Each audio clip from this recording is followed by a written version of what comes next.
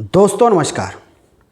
एक आरजेडी के विद्वान ब्राह्मण राज्यसभा सांसद मनोज झा को बिहार का ही एक बाहुबली कथित नेता आरजेडी का जुबान खींच लेने की धमकी दे रहा है। कह रहा है कि मैं सदन में होता तो मनोज झा की जुबान खींच लेता और आसन की तरफ उछाल देता। ये इसलिए हो रहा है कि मनोज झा एक ब्राह्मण नेता है, मनोज झा एक विद्वान है, मनोज झा प्रोफेसर हैं दिल्ली यूनिवर्सिटी में, और मनोज झा के ऊपर ये हमला बोल रहा है एक मवाली। उसके कृत्य, उसका चाल चरित्र और चलन पूरे देश के सामने है। ये तो बिहार के मुख्यमंत्री नीतीश कुमार की और आरजेडी के नेताओं की दरियादिली है कि आज ये जेल से बाहर है, अन्यथा ये सलाखों के पीछे पड़ा हुआ था, वहीं सड़ रहा था।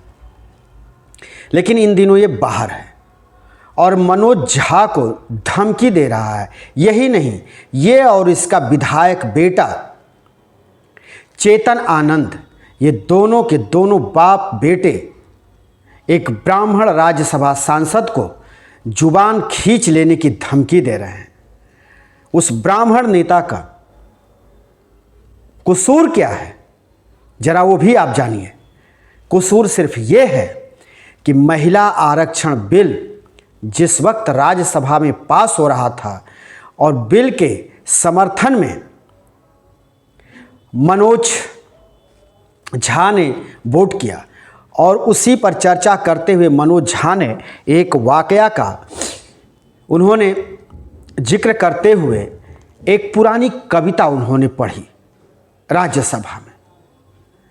कविता जो उन्होंने पढ़ी, वो कविता जो है वो मैं भी आपको पढ़कर सुनाता हूँ। जरा उसमें देखिए कि इस मवाली के लिए कहीं कोई शब्द उन्होंने कहा है, कहीं इसका नाम लिया है। तो वो कविता आपके सामने, उन्होंने ये जो कविता पढ़ी उसमें उन्होंने पढ़ा चूल्हा मिट्टी की। आपको याद होगा, गांव में चूल्हे पहले मिट्टी के बनाए जाते थे। अब भी तमाम गरीब परिवार ऐसा है जिसके घरों में मिट्टी के चूल्हे जलते हैं। तो इसी का जिक्र मनोज झा कर रहे थे। चूल्हा मिट्टी की, मिट्टी तालाब की। भाई चूल्हा अगर मिट्टी का है तो मिट्टी कहीं से आएगा, तो वो तालाब की। तालाब ठाकुर का, गौर करिए, चूल्हा मिट्टी का, मिट्टी तालाब का, तालाब ठाकुर का। भूख रोटी की, रोटी बाजरे की, बाजरा का खेत, बाजरा कहाँ से आया? खेत से। खेत ठाकुर का, बैल ठाकुर का, हल के मुठ पर हथेली अपनी यानी मजदूर की। लेकिन फसल ठाकुर का, कुआं ठाकुर का, पानी ठाकुर का, गली मोहल्ले ठाकुर के, खेत खलिहान ठाकुर के, फिर अपना क्या गांव देश शहर। मनोज झा ने इस कविता का जिक्र किया, और क्यों किया? उन्होंने इसलिए किया कि कोई वक्त इस देश में हुआ करता था जबकि गरीबों के हालात ऐसे ही थे। आज भी गांव गिराओं में तमाम जगह पर इस तरह के हालात देखने को मिलते हैं, और आप भी समय समय पर समाचार चैनलों के माध्यम से इस तरह की स्थितियों का आपके सामने ज़रूर खबर आती है कि फलाने गांव में या किसी प्रदेश में इस तरह की घटना घटी और सवर्णों के या मनबढ़ों के चलते एक गरीब का बेटा घोड़ी नहीं चढ़ पाया। तो ये इसका उन्होंने जिक्र किया। इसमें उन्होंने कौन सी ऐसी बात बोल दी कि इस आनंद मोहन को और इसके सपूत को बुरी लग गई? ये तो आम सी भाषा है, आम सी बात है। ये तो बचपन में हम लोगों ने भी देखा है। और जिसके पास सारी जायदाद होगी, जिसके पास सारी रियासतें होंगी, तो जो वहाँ रहने वाला गरीब है उसके हाल यही होंगे और यही हैं। ये कटु सत्य है। एक ब्राह्मण राज्यसभा सांसद ने जब सत्यता को सदन के पटल पर उकेरा तो इस बाहुबली के गले नहीं उतरा। पूरे देश में जैसे मानो एक यही ठाकुर है और यही छत्री है। इस देश में तमाम लोग वीर हैं, छत्री हैं। छत्रियों का ये हमेशा से कर्म रहा है कि अपने राज्य के हित के लिए वो लड़े हैं और राज्य के हित के लिए मर मिटे हैं। उनको कोई इससे ग्लानि नहीं। लेकिन इस ओछी राजनीति करने वाले को, ओछी हरकत करने वाले को ऐसी बात लगी कि कह रहा है कि मनोज झा की जुबान खींच लेंगे। ठीक है, खींच लो। मनोज झा भी तुम्हारे प्रदेश से आते हैं, बिहार से आते हैं। जाओ उस ब्राह्मण नेता की जुबान खींच लो, उसको गोली मार दो। और तुम कर ही क्या सकते? तुम्हारे तो कर्म ही ऐसे हैं। तुमने जीवन भर यही किया है, गोली ही मारी है, लोगों को सताया है। तो तुम्हारे अंदर से वही भाषा निकलेगी जिस भाषा को तुम और तुम्हारा बेटा बोल रहा है। शर्म नहीं आती तुमको? एक विद्वान व्यक्ति बोल रहा है, तुम तो विद्वान हो ही नहीं सकते। तुम्हारे घर में मनोज सरीखा विद्वान जन्म ले ही नहीं सकता। इसीलिए तुम इतने उतावले हो, जुबान खींचने की बात करते हो। अरे उसके बाद की लाइन सुने होते मूर्ख। क्या उन्होंने कहा? मनोज झा इसके बाद उन्होंने कहा कि मैं सदन में खड़ा हूं, मेरे अंदर भी वो ठाकुर है। इस संसद में ठाकुर वही ठाकुर है, विधायिका में वो ठाकुर है। वो ठाकुर विश्वविद्यालयों में है, वो ठाकुर सभी जगह विद्यमान है।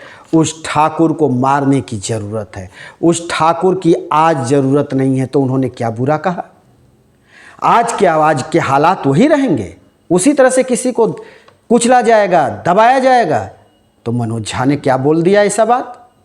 उन्होंने कहा कि उस ज़बरदस्ती को, उस बेरहमी को मारना है जो इसके पहले होता आया है समाज में। लेकिन तुम तो हो मूर्ख, जाहिल। तुम्हारे समझ में आएगी नहीं बात, क्योंकि तुम्हारे अंदर न पढ़ाई है न लिखाई है, जाहिलियत है। और वो जाहिलियत कूट कूट कर तुम्हारे अंदर भरी है। और तुमने अपने बेटे को भी शिक्षा नहीं दी, उसको भी तुम अपने ही तरह से जाहिल बना कर रखा। विधायक और सांसद बन जाने से तुम्हारे अंदर बुद्धि और विवेक का संचार नहीं हो सकता। तुम मनोज झा नहीं हो सकते। तुम किसी ब्राह्मण की बराबरी क्या करोगे? तुम ब्राह्मण को मारने चले हो। तुम्हारी औकात नहीं कि तुम ब्राह्मण को किसी मार दो। तुम लफंगे हो, गोली मार दोगे छुप करके ब्राह्मण को। ब्राह्मण के चरित्र का और ब्राह्मण की विद्वत्ता का तुम सामना कर ही नहीं सकते। तुम्हारे अंदर वो खासियत है ही नहीं और वो न आने वाली है। इतने तुम उतावले हो। तुम एक बार सदन में खड़े हो करके मनोज झा का सामना करो, बात करो, कभी डिबेट करके देखो। 1 मिनट तुम टिक नहीं सकते। तुम अपनी जाहिलियत के लिए चाहे जॉब करो। कहते हो कि महिला आरक्षण बिल के लिए हमने खून बहाया, हमारी पत्नी लवली आनंद जेल गई। पता नहीं कब तुमने खून बहाया और कब वो जेल गई, कौन जानता है। ढिढोरा इसी तरह से झूठा ढिढोरा पीटते रहो, धमकी देते रहो, और बाकी कुछ तुम कर नहीं सकते। केवल तुम्हारी ये जो आदत है, जो तुम्हारा चरित्र बिहार में रहा है, उसी को तुम सब कुछ समझते हो। तुमको लगता है कि दुनिया से ऊपर तुम हो, तो तुम किसी से ऊपर नहीं हो। तुम एक घटिया इंसान हो। तुम एक विद्वान की कद्र नहीं जानते। तुमको किसी की कद्र पता ही नहीं है। तुमको सिर्फ और सिर्फ लठमार भाषा आती है, तुमको यही आती है। और इसी तरह की बातें तुम बोलते हो। तुम सोचते हो कि बड़े सुरमा हो, बलवान हो, लेकिन तुम कायर हो। एक ठाकुर, एक क्षत्रिय कायरता नहीं करता, वो कायर नहीं होता जिस तरह से तुम कायरता का परिचय दे रहे हो। एक कायर ही इस तरह की भाषा बोलता है और कहता है कि जुबान खींच लेंगे। कह रहे हो कि सदन के अंदर रहते तो मनोज झा की जुबान खींचकर सदन में उछाल देते। तुम्हारी ये औकात नहीं कि तुम मनोज झा तक पहुंच भी जाओ। दोस्तों, हर खबर लेकर के आने के लिए हम प्रतिबद्ध रहते हैं। हम फिर किसी दूसरे वीडियो के साथ आपके सामने हाजिर होंगे।